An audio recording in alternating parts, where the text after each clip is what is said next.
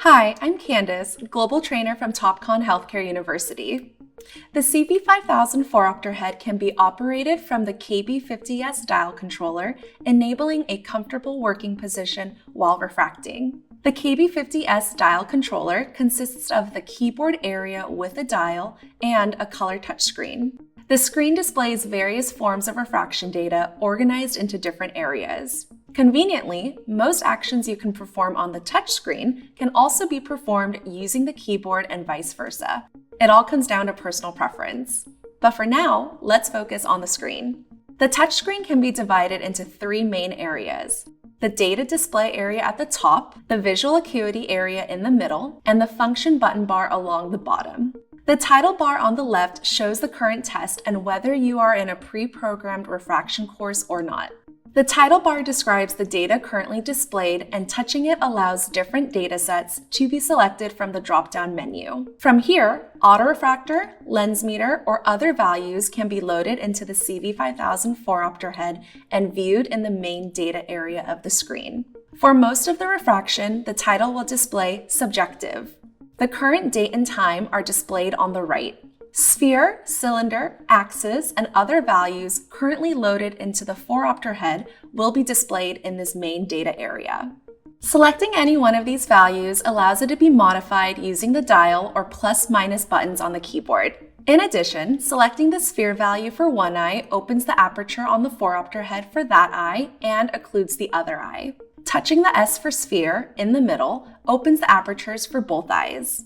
Touching and holding C changes the cylinder format between plus and minus cylinder.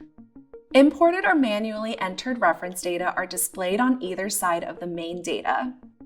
The reference data you are most likely to use is the objective data, measured by the autorefractor, and the glasses data, measured by the lens meter.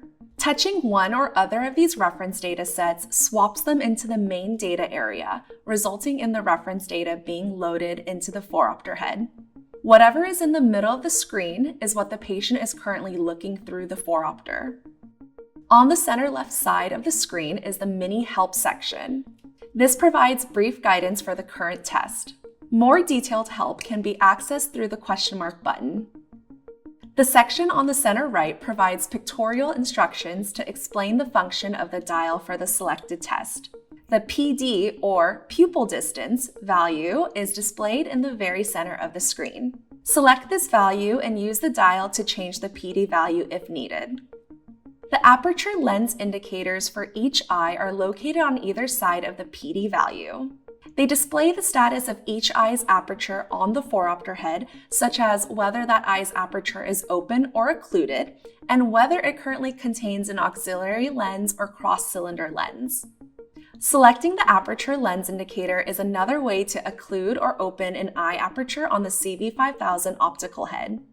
The test chart area offers 5 pages of different test charts to choose from.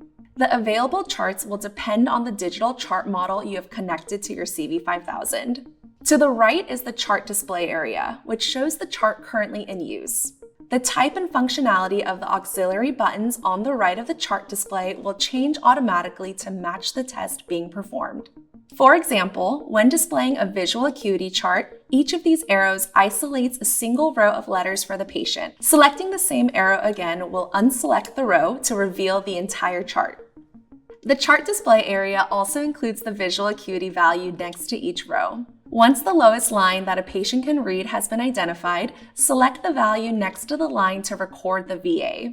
These options change for other charts. For example, when checking the cylinder axis, the axis values are displayed in 45-degree increments. Selecting one of these values will move the axis to that degree. The function bar is at the very bottom of the screen. The functions display change according to the test being performed. However, these are the most commonly displayed buttons. Starting from the left is the step size adjustment, which alters the increments by which a particular value changes as the dial is turned. You can change the step size for sphere, cylinder power, cylinder axis, and prism.